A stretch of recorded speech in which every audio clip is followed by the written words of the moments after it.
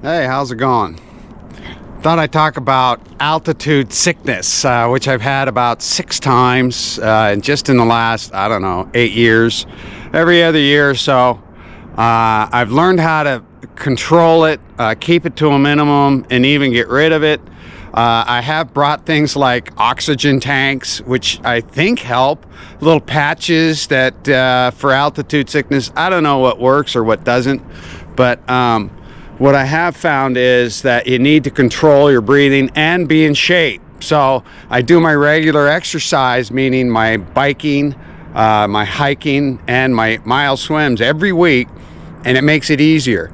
But for an average person, you're not used to having, it's hard to train in altitude. So the way I've kicked it is that you govern your speed and your breathing.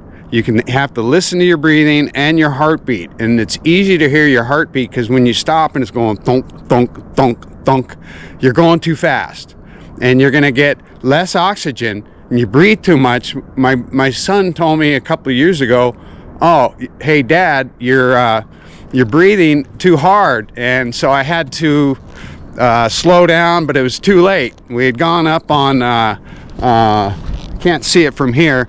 We went up the Clouds Rest, cut all that out. We went up to Clouds Rest, and it starts at 8,000 feet at Tioga Road. And what happened was, it was dark first thing in the morning, didn't know we were on an incline, and it took that breath out of me, and before the sun even came up, I had altitude sickness.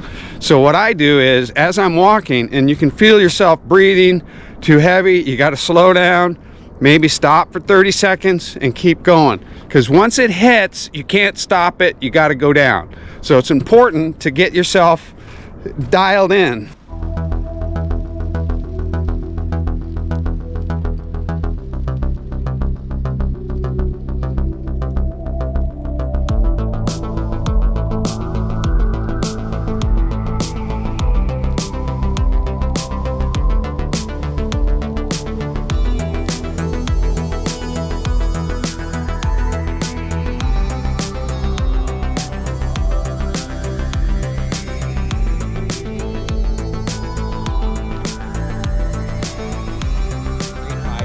Bring water.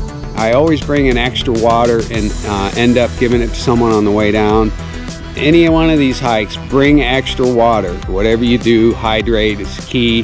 The altitude gets to you, so make sure you're hydrated and make sure that you take a good pace so you can govern your breath. If you start breathing heavy, slow down. And because there's nothing worse than getting altitude sickness. The only thing you can do is head back down. Start getting a headache, you start you get a little dizzy maybe and nauseous. It just gets worse and worse if you keep on going up. It's kind of brutal. It happens to me at least once every 2 years. I bring a can of oxygen.